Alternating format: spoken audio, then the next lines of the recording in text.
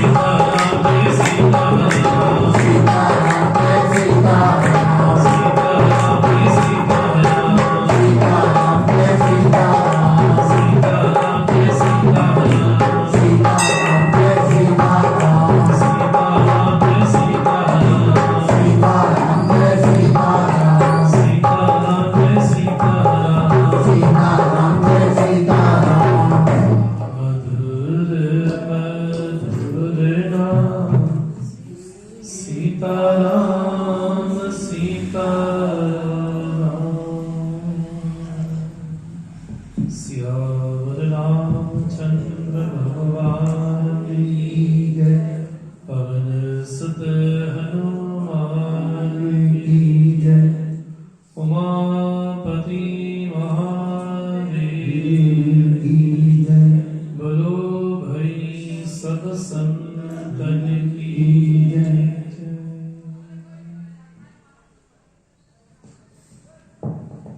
अकारण करुणा करुणालय भगवान सदाशिव की विशेष कृपा से अनुग्रह से इस मंदिर की विशेष प्रेरणा से ब्रह्मणी श्री राजगिरी जी महाराज जी के श्री चरणों में प्रणाम करते हुए समुपस्थित माताएं, बहनें, बड़े बुजुर्ग, भाई, बच्चे, आप सभी के हृदय में विराजमान उस परम पिता परमात्मा को जय श्री राम, जय जय श्री राम, जय जय श्री राम।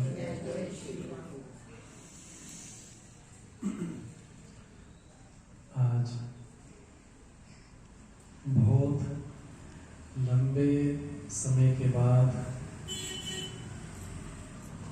बहुत लंबे अंतराल के बाद पुनः आप सबके बीच आने का सौभाग्य प्राप्त हुआ।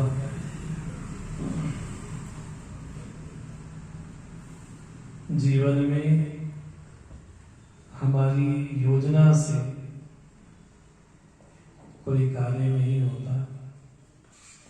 हमारी योजना धरी की धरी रह जाती है उसकी योजना के सामने। जब जीवन में वो परमात्मा योजना बनाता है, प्लानिंग करता है, हमारी सारी प्लानिंग हाँ जी धरी की धरी रह जाती है।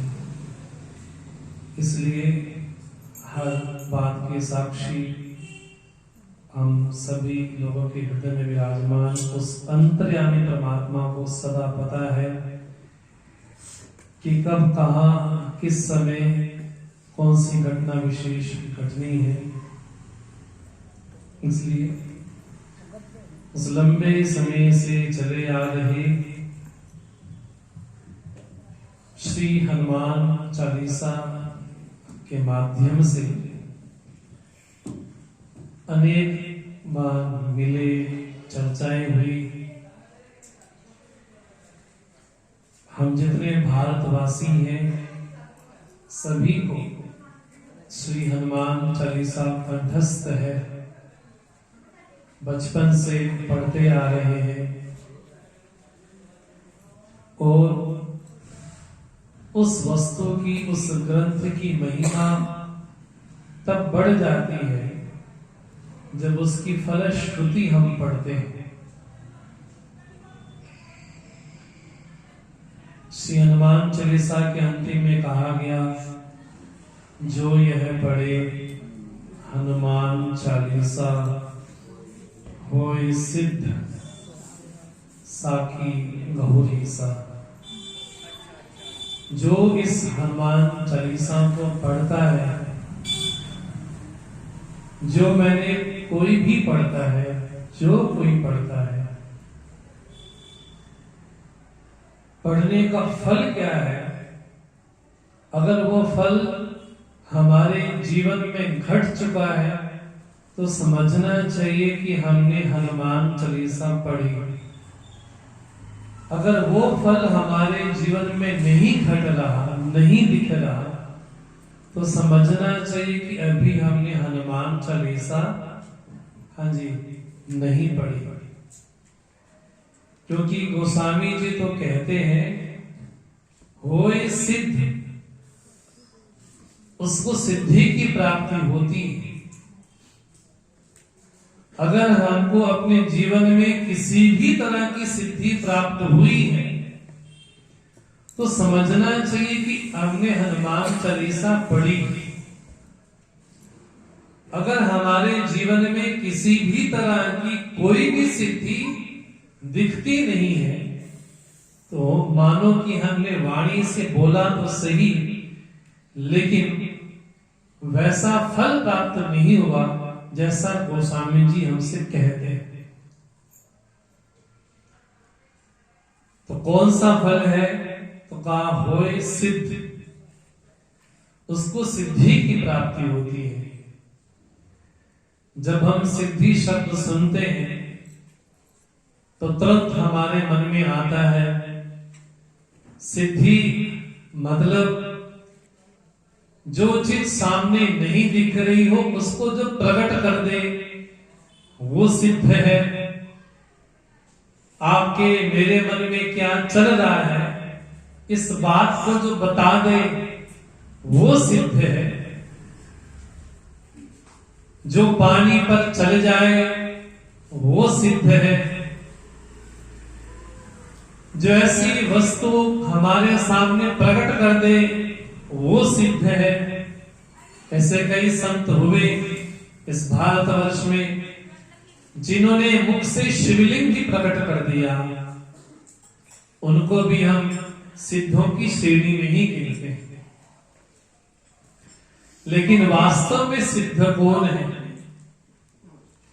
जब जीवन में राग द्वेष ना रहे तब मानो कि हमारे मन की सिद्धि। जब हमारे जीवन में किसी के प्रति राग द्वेष ना हो तो समझना चाहिए कि हमको सिद्धि प्राप्त हो चुकी है। एक भक्त की सिद्धि ये है उसको संपूर्ण प्राणियों में परमात्मा के दर्शन होने शुरू हो जाए, ये भक्त की सिद्धि। इसलिए गोस्वामी जी बोलते हो साधक के लिए सिया राममय सब जग जानी करब प्रणाम जोई जुग पानी। मैं संपूर्ण जगत को सिया राम में जान करके प्रणाम करता हूं, नमन करता हूं। ये एक भक्त की सिद्धि। एक ज्ञानी की सिद्धि है कि संपूर्ण भूतों को, संपूर्ण प्राणियों को अपने हृदय में जो देखता है वो ज्ञानियों में सिद्ध है।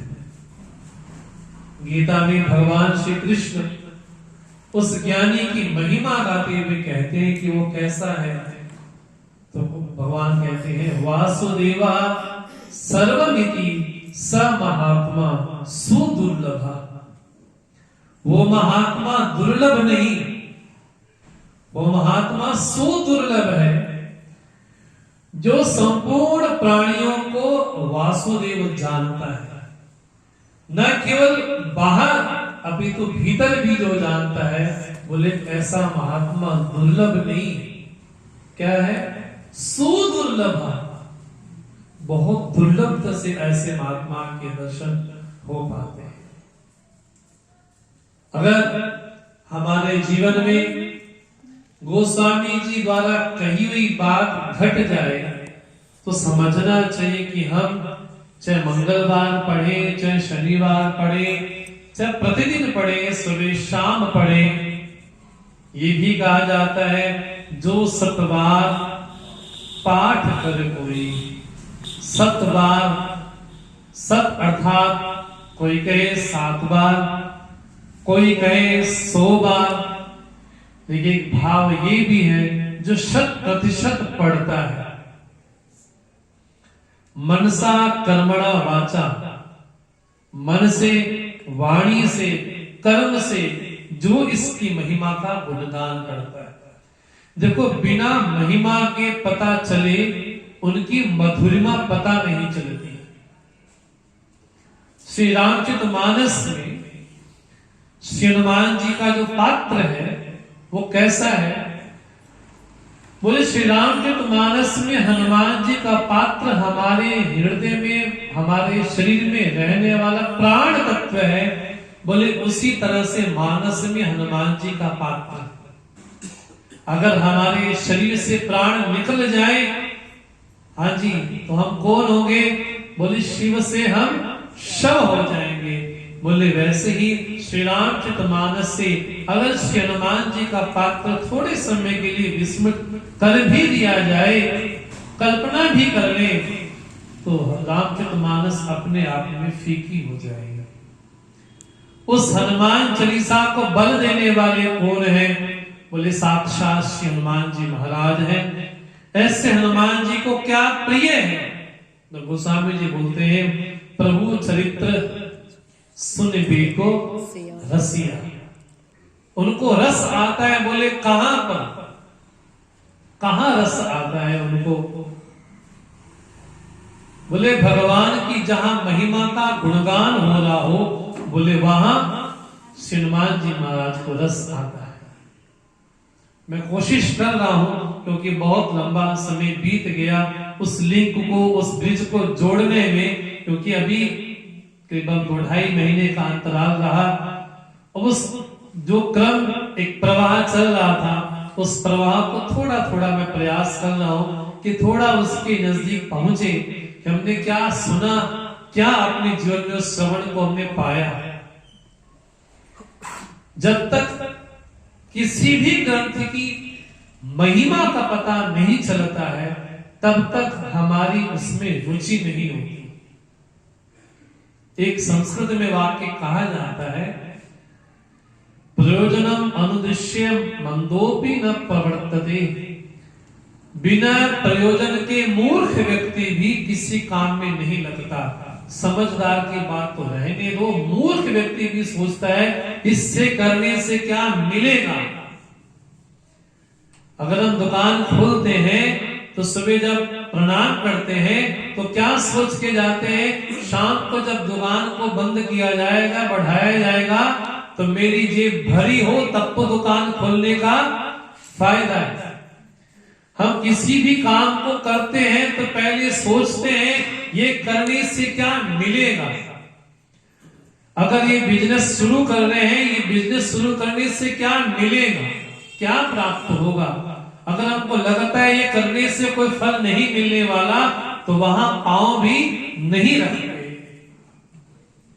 इसलिए आप श्री रामचरितमानस पढ़ो, आप श्रीमद् भागवत महापुराण पढ़ो, 18 पुराण पढ़ो, वेद वेदांत सभी ग्रंथ पढ़ो, सुंदरकांड पढ़ो, श्री हनुमान चालीसा पढ़ो। उसके अंतिम में फलश्रुति अवश्य कही जाती है, ये करने से क्या होगा। हम भगवान की आरती करते हैं तो क्या बोलते हैं, क्या बोलते हैं? तन मन धन सब कुछ है तेरा, स्वामी सब कुछ है तेरा, तेरा तुझको अर्पण क्या लागे मेरा। श्याम सुंदर जी की आरती जो कोई नर गावे, कहत शिवानंद स्वामी मन भजत हरि हर स्वामी। आगे मनवांछित फल पावे, ओम जय जगदीश हरे। हम आरती भी पढ़ते हैं, उस आरती पढ़ने का क्या फल है? तो कहा मनवांछित फल पावे। जो हमारा मन कहता है, जो हमारे मन में अभिलाषा है, चाहे वस्तु की हो, चाहे संबंध की हो, चाहे धन की हो, चाहे वैभव की हो, चाहे यश की हो, चाहे कीर्ति की हो, चाहे विद्या की हो, जो भी हमारे मन में कामना हो, जो हम चाहते हो, तो क्या बोलते हैं? मनवांछित फल पावे। कौन? जो यह आरती पढ़े, जो इस आरती को पढ़ता है। इसका मतलब है हम कोई भी ग्रंथ उठाकर देखें, उसके अंतिम में फलश्रुति अवश्य सुनाई पड़ती है कि ये करने से ये फल प्राप्त होता है। श्री हनुमान चालीसा पढ़ेंगे तो क्या होगा? हम सुंदरकांड पढ़ेंगे तो क्या होगा? इसके पढ़ने से क्या होगा? तो गोस्वामी जी बोलते हैं जो यह पढ़े हनुमान चालीसा गौरी सिद्ध साखी गौरीसा। इस बात के साक्षी भगवान सदाशिव कैलाशपति भगवान शिव है, मैं नहीं कहता। गोस्वामी जी बोलते हैं भगवान शिव इस बात के साक्षी है, तो उसको सिद्धि प्राप्ति होती है। कौन? जो यह पढ़े हनुमान चालीसा। तो हनुमान चालीसा पढ़ने का फल ये प्राप्त हुआ। तो मानो कि हमने हनुमान चालीसा पढ़ी, अगर इसका फल प्राप्त नहीं हुआ, बचपन से पढ़ते आ रहे हैं और अभी तक उस चौपाई का अगर फल प्राप्त नहीं हो रहा, तो समझने की आवश्यकता है कि कहीं ना कहीं कुछ कमी अवश्य रह रही। अगर सिद्धि प्राप्ति हो जाती तो समझना चाहिए था कि हमने हनुमान चालीसा पढ़ी। अगर सिद्धि प्राप्ति नहीं हो रही है, इसका मतलब है कि पढ़ने में कहीं कुछ कमी नजर आ रही है। ये इस हनुमान चालीसा की महिमा है।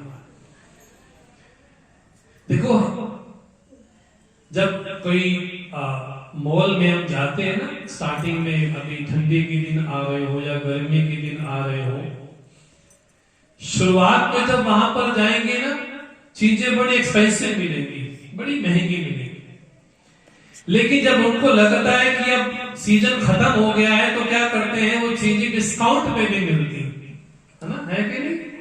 कभी मॉल में, कभी दुकान में, कभी जाते हैं तो कहा जाता है कि डिस्काउंट में ये भी साथ है, उनको सामान सब समाप्त करना होता है। बोले वैसे ही हमारे 4 युग हैं। अब हम धीरे धीरे प्रवेश कर रहे हैं हनुमान चालीसा में। कौन सा युग है? सतयुग, आगे द्वापर, त्रेता, द्वापर और कलियुग।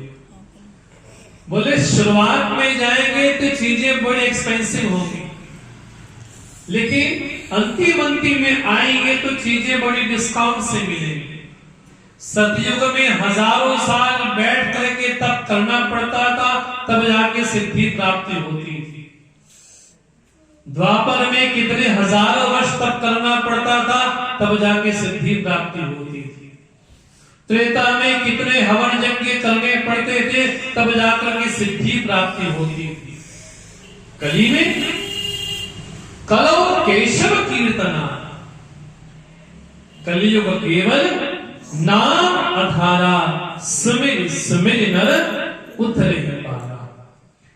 इस कली काल में बड़े बड़े यज्ञ अनुष्ठान, अश्वमेध यज्ञ कर ले, संभव नहीं हो पाता। वर्तमान समय में वाजपेयी यज्ञ कर ले, वो संभव नहीं है।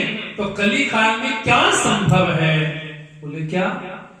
कलियुग केवल नाम आधारा, सुमिर सुमिर नर उतरे पारा। ये केवल अगर कोई नाम का सहारा ले ले, हाँ जी, तब तो व्यक्ति बहुत सागर पार हो जाए। अब दोबारा उसी बात है। सतयुग में 2 ग्रह आपस में लड़ते थे। त्रेता में 2 देश आपस में लड़ते थे, अयोध्या और लंका। द्वापर में एक परिवार लड़ता था, कौरव और पांडव। लेकिन कली काल में रावण भी और राम भी हम सभी लोगों के हृदय में रहते हैं।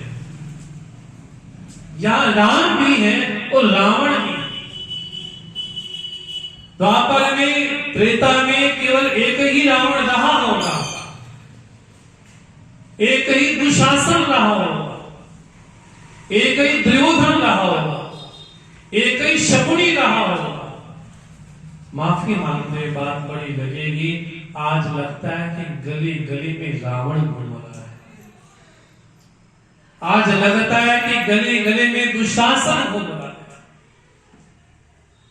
आज कोई भी पेपर उठा के देख लो, बोले वहां पर ऐसी घटना घट गई, वहां पर ऐसी घटना घट गई, वहां पर ऐसी घटना घट गई। तब रावण के तो केवल 10 सिर थे, वर्तमान के रावण के 10 नहीं 1000 सिर। वर्तमान कुंभकर्ण के हाँ जी, बोले वो रावण कुंभकर्ण तब भी सोता था और आज भी हम सोते हैं। अपने स्वरूप से विस्मृत होकर के आज भी हम सो ही रहे। हम सभी लोगों के जीवन में रावण भी है और कहीं ना कहीं राम भी। लेकिन एक बात बड़ी ध्यान योग्य है, जिसको ज्यादा अन्न खाने को मिलेगा वो उतना ज्यादा बलवान होगा। हम अपने हृदय में रावण को ज्यादा अन्न देते हैं या राम को ज्यादा अन्न देते हैं? जिसको जितना ज्यादा अन्न मिलेगा उतना ज्यादा बलवान। रावण कहेगा की लोड़ पई हनुमान चालीसा ते जावन दी, की लोड़ पई है मंगलवार पाठ करन दी, की लोड़ पई है सुनन दी। रावण क्या कहेगा? ना जाओ। लेकिन राम क्या कहेगा? बोले नहीं, जाना चाहिए। जाने से क्या होगा? राम कहेगा जो ये पढ़े हनुमान चालीसा हो इस दशा की गोरीसा। रावण रोकेगा, मंदिर क्यों जाए? राम कहेगा कि मंदिर जाना चाहिए। रावण कहेगा बेईमानी से जीवन जियो, राम कहेगा कि नहीं, बेईमानी से नहीं, ईमानदारी से जियो। रावण कहेगा क्या? बोले जीवन में जितना हो सके पापाचार करो, लेकिन राम कहेगा कि नहीं, जीवन पापाचार से नहीं, भगवान के भक्ति से ही पुष्ट हो। और हमारे जीवन में 50 और 51, 49 और 50, कभी राम बलवान होता है तो कभी रावण बलवान होता है। रावण कहता है कि 5 बज गए, थोड़ा और सो जाओ। राम कहता है कि नहीं, अब जगने का समय आ गया है। अब पहले के जमाने में तो उठाया जाता था, लेकिन आजकल तो उठाता भी कौन है? कौन उठाता है? बोले मोबाइल आजकल उठाते हैं, है ना? और उसमें भी स्नोज लगा होता है ना? कि थोड़ा और रुक जाए, थोड़ा और सो जाए, थोड़ा और सो जाए। वो थोड़ा और सोने के लिए कौन बोलता है? राम नहीं। कौन बोलता है? बोले रावण। बोले कृष्ण भी यहाँ है, वो कंस भी यहाँ है। बोले कंस को कम सफल भरती थी कंसहा, जो हमारे जीवन से सुखों का हरण कर ले वो कंस है। अब हमारे जीवन में किसकी महत्ता ज्यादा है, किसकी महत्ता कम है? हम किसको कितना ज्यादा अन्न दे रहे हैं? हम राम को ज्यादा अन्न दे रहे हैं या रावण को ज्यादा अन्न दे रहे हैं? अगर यहाँ पर बैठे हैं, इसका मतलब रावण को अन्न नहीं दिया जा रहा, इसको राम को दिया जा रहा है। कथा में, भागवत में, मानस में, शिव महापुराण में, अनेक अनेक सदग्रंथों में, महापुरुषों के सानिध्य में, तीर्थों में क्या मिलता है?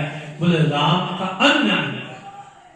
और रात के 12 बजे शराब में मदमस्त होकर के अनाप शनाप बोल करके बोले किसको बल दिया जा रहा है? राम को नहीं, रावण को। और जिसको जितना ज्यादा अन्न मिलेगा उतना ज्यादा बलवान। ट्रैफिक लाइट पे खड़े हुए, सिग्नल आया, रावण रूपी क्या बोलता है? बोले चलो कौन देखने वाला है? लेकिन राम बोलता है कि नहीं, खड़े रहो, क्या पता कोई सामने से बड़ी तेज गति से आ रहा हो, गाड़ी ठोक ना जाए। राम हमें हमारे जीवन में सत्य की ओर प्रवृत्त करता है और रावण हमें हमारे जीवन में असत्य की ओर प्रवृत्त करता है। इसलिए गोस्वामी जी ने श्री हनुमान चालीसा के माध्यम से हमको बड़ी सुंदर चौपाई दी।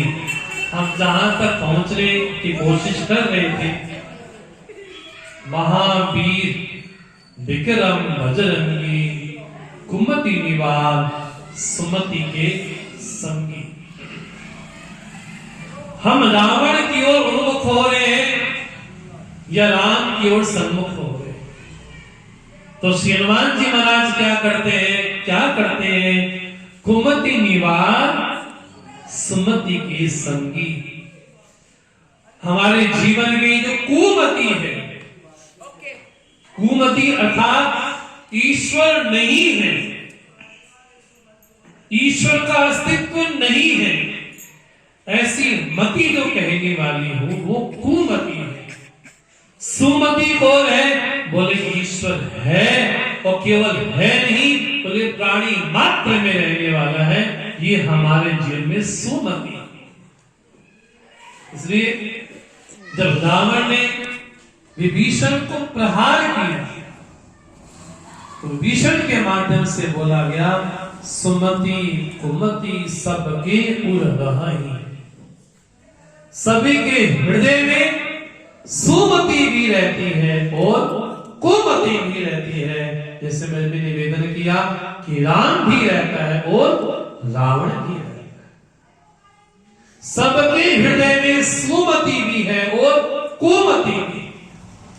जहां जीवन में सुमति आएगी तो सुमति का फल क्या है? जहां सुमति तहां संपत्ति। जहां जीवन में सुमति प्राप्त हो जाए वहां पर जीवन में संपत्ति ही संपत्ति प्राप्त होती है। जहां कुमति तहां विपत्ति निदाना। जहां जीवन में कुमति आ जाए तो समझना चाहिए कि जीवन में कष्टों की बाढ़ सी आ गई। इसलिए श्री हनुमान जी महाराज क्या करते हैं? हमारे जीवन में जब आते हैं तो क्या करते हैं? बोले हम जब उस संग से मिल जाते हैं, एक रूप हो जाते हैं, तो श्री हनुमान जी महाराज हमारे जीवन में आकर के क्या करते हैं? कुमति को दूर करते हैं और सुमति की ओर लगाते हैं। जीवन में सद्गुणों का भंडार पैदा कर देते हैं और जो दुर्गुणों के पहाड़ हैं उसको अपने वज्र के द्वारा तहस नहस कर देते हैं। ऐसा श्री हनुमान जी महाराज का प्रताप।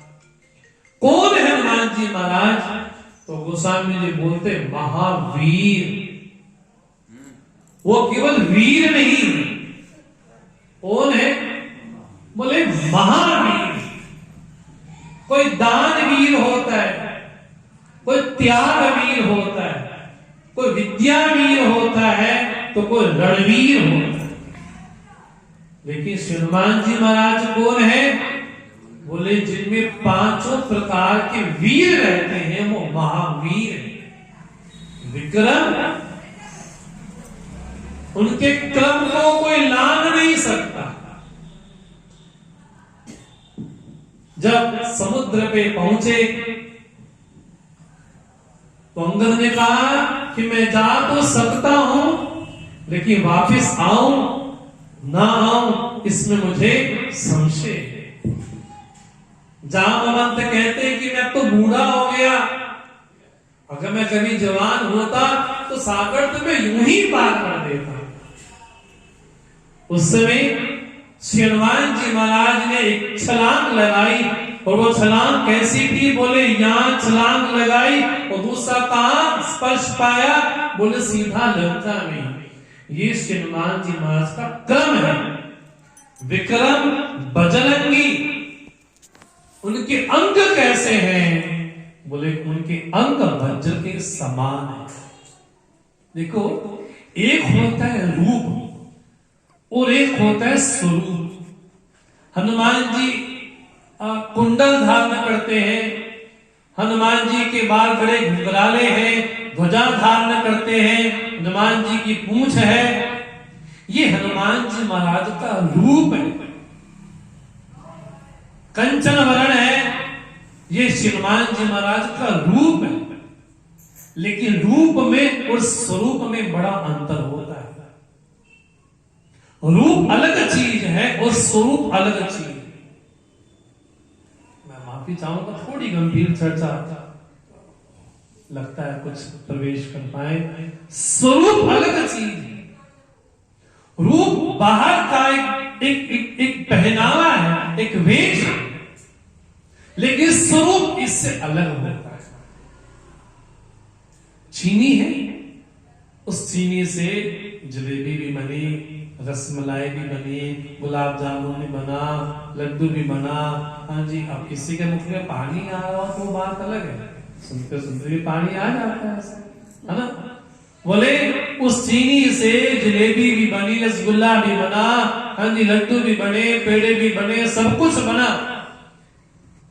बोले जलेबी है, रसगुल्ला है, ये क्या है? बोले उसके रूप है, लेकिन वो रूपों का स्वरूप क्या है? बोले स्वरूप तो केवल क्या है? बोले चीनी है। उस चीनी का विस्तार होता चला गया। वैसे ही श्री हनुमान जी महाराज का स्वरूप क्या है? बोले श्री हनुमान जी महाराज का स्वरूप है विश्वास। मैं चर्चा यहां लाने की कोशिश कर रहा हूं। श्री हनुमान जी महाराज का स्वरूप है विश्वास। इसलिए श्री रामचरितमानस के मंगलाचरण में अभी बोला में क्या? भवानी शंकरो वंदे श्रद्धा विश्वास रूपिणो। भगवान शिव को कहा गया, भगवान शिव साक्षात विश्वास है। और मां पार्वती, बोले मां पार्वती साक्षात श्रद्धा स्वरूपा है। और वही शंकरावतार ही श्री हनुमान जी महाराज है। रुद्रावतार है, एकादश रुद्रों में आते हैं श्री हनुमान जी महाराज। इसलिए हनुमान जी का स्वरूप क्या है? हनुमान जी महाराज का स्वरूप है विश्वास। श्री हनुमान जी महाराज का स्वरूप है वैराग्य। श्री हनुमान जी महाराज का स्वरूप है विवेक। श्री हनुमान जी महाराज का स्वरूप है विनय। श्री हनुमान जी महाराज का स्वरूप है विशाल हो जाना। ये रूप उस स्वरूप में भेद है। हनुमान जी महाराज अगर हमारे पुण्यों के प्रताप हो तब तो हमारे सामने आकर के कुमति से हटा करके सुमति में लगा देंगे। लेकिन भगवान करते क्या है? बोले हमें हमारे जीवन में किसी महापुरुष का संग करवा देते हैं। अगर व्यक्ति कहीं कुसंग में पड़ गया है, उस संत के सानिध्य से, महापुरुष के सानिध्य से जो कुसंग हो गया जीवन में, जो व्यसन हो गया जीवन में, बोले एक व्यक्ति आया, उसने मेरे जीवन में सारी चीजों को, व्यसनों को दूर कर दिया। एक हमारे जानने वाले पंजाब अमृतसर में, वो बोलते अपने बारे में कि मैं बड़ा चैन स्मोकर था। बोले एक सिगरेट समाप्त तो हुई नहीं, दूसरी तैयार है। तो ऐसा कोई दिन नहीं जब मैं ड्रिंक नहीं करता, ऐसा कोई दिन नहीं जब मैं नॉनवेज नहीं खाता, कोई दिन नहीं, कोई मंगलवार नहीं, कोई शनिवार नहीं, कोई कुछ नहीं। बोले एक बार किसी ऐसे सज्जन की बात मेरे दिल पर लग गई। उसने कहा कि कहां इस चीज को पी रहे हो? बोले इससे बढ़िया चीज तो भगवान का नाम है। बोले उसकी वाणी मेरे मन पे ऐसी लगी जो कितने सालों से उसको बिना पिए में रहता नहीं था।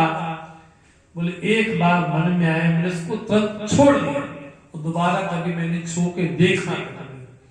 बोले ये क्या है? ये श्री हनुमान जी महाराज का विश्वास का स्वरूप है। हमारे जीवन में किसी महापुरुष को भेज करके उस कुसंग को दूर करवा देते हैं। ऐसे हनुमान जी का प्रताप है। इसलिए कहा महावीर विक्रम बजरंगी, वो वज्र के अंग के समान है। ये उनका रूप है। और उनका स्वरूप क्या है? उनका चित्त बड़ा विशाल है। और हम लोगों का चित्त विशाल नहीं है। हम लोगों का चित्त बड़ा संकीर्ण है। हम सभी लोगों ने अपनी जिंदगी में बाउंड्री बना रखी है, बस 50 लोग सर्कल में रहेंगे, बस उन्हीं से लड़ना झगड़ना, उन्हीं से फेसबुक पे 300 400 1000 2000 बोले फ्रेंड की भरमार है, लेकिन कठिन समय में एक भी कोई साथ नहीं है। वो सारे बोले फेक मित्र हो सकते, रियल नहीं है ना। तो हमारे जीवन में अगर श्री हनुमान जी महाराज का स्वरूप लाना है तो हमें अपने चित्त को विशाल करना होगा। अयम निजा परो इति गणना लघु चेतसा उदार चरिता नाम तो वसुधैव कुटुंबकम्। ये मेरा है, ये पराया है, ऐसा जो सोचता है उसकी बुद्धि संकीर्ण है। लेकिन जिसका चित्त बड़ा उदार है उसके लिए सारी पृथ्वी कौन है? बोले वसुधैव कुटुंबकम्। सारी वसुधा उसका कुटुंब है, उसका परिवार है। वो हमको क्या लगता है कि घर में 5 लोग हैं तो इतना ही परिवार है, लेकिन बुद्धि को थोड़ा और विकसित करें। बोले हम 5 नहीं हैं। बोले हम कौन है? बोले अपने दायरे को थोड़ा थोड़ा थोड़ा बढ़ाने की कोशिश करें। आज 5 तक सोचते हैं, कल 500 तक सोचे कि ये भी मेरा परिवार है, ये भी मेरा परिवार है। गाय हो, बोले गाय को चारा कौन खिलाएगा? बोले हमको दायित्व प्राप्त हुआ है, हम ही खिलाएंगे। अपने दायरे को बढ़ाया जाएगा। बोले जब दायरा बढ़ाया जाएगा तो चित्त भी हमारा कैसा होगा? बोले चित्त भी हमारा विशाल ही होगा। इसलिए श्री हनुमान जी महाराज के जीवन से क्या सीख प्राप्त होती है? जब हम पढ़ते हैं उनका शरीर वज्र के समान है, इससे हमको क्या प्राप्त हुआ? ये तो उनकी महिमा है, लेकिन हमें क्या प्रभाव प्राप्त हुआ? जब ये कहा जाता है महावीर है, विक्रम है, बजरंगी है, तो हनुमान जी महाराज होंगे, मैंने पढ़ लिया, लेकिन मुझे क्या प्राप्त हुआ?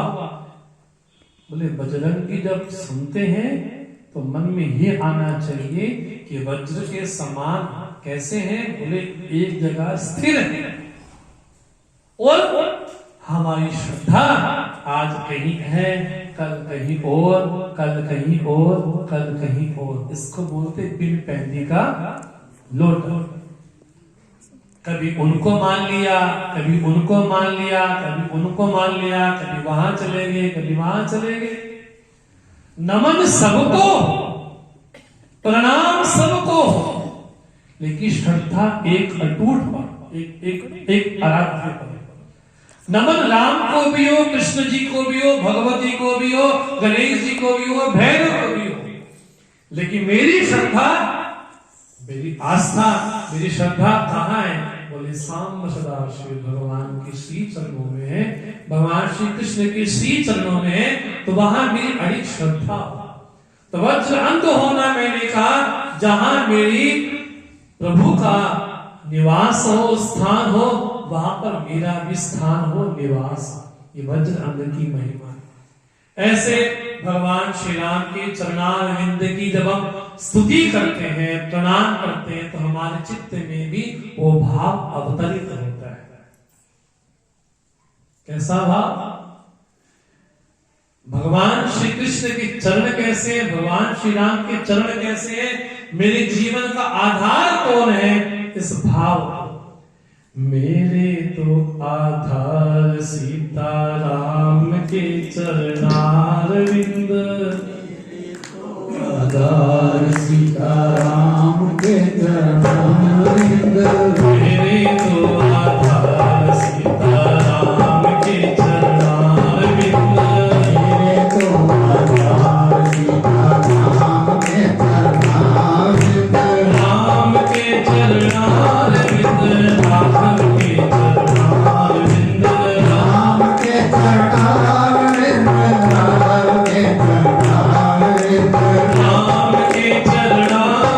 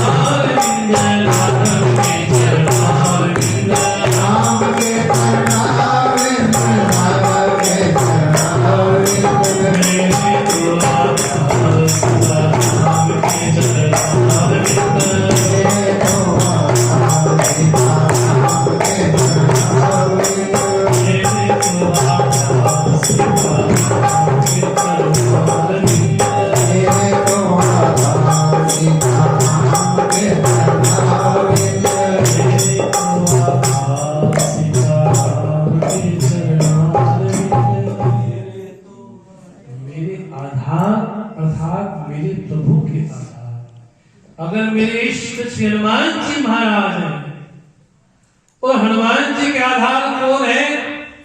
श्री राम जी, है ना?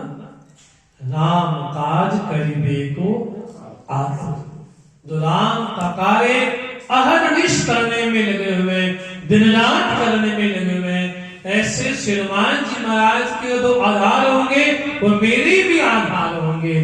जो हनुमान जी के इष्ट है वो भगवान श्री राम है, और जो हनुमान जी को प्रिय हो वो हमें भी प्रिय हो, जो राम को प्रिय हो वो हमें भी प्रिय हो, जो श्री हनुमान जी महाराज को प्रिय हो वो हमें भी प्रिय हो। तब तो समझना चाहिए कि हमने उस चौपाई को अपने जीवन में ढाला। कौन सी? महावीर विक्रम बजरंगी कुमति विवाद सुमति के संगी, जो हमें हमारे जीवन से कुमति से दूर करके सुमति में लगा देते हैं। ऐसे श्री हनुमान जी महाराज का प्रताप क्या है? बोले महावीर। ऐसे मंगल में श्री हनुमान जी महाराज को अनंत सा नमन करे, प्रणाम करे। जिस तरह से हनुमान जी महाराज के हृदय में भगवान सीताराम विराजमान है, उसी तरह से कभी हमारा मन भी वैसा हो कि हमारे चित्त में भी भगवान श्री राम का पदार्पण हो। समय मुझे जितना कहा गया था उस समय के साथ आगे समाप्त करते हैं। आगे हनुमान जी साहब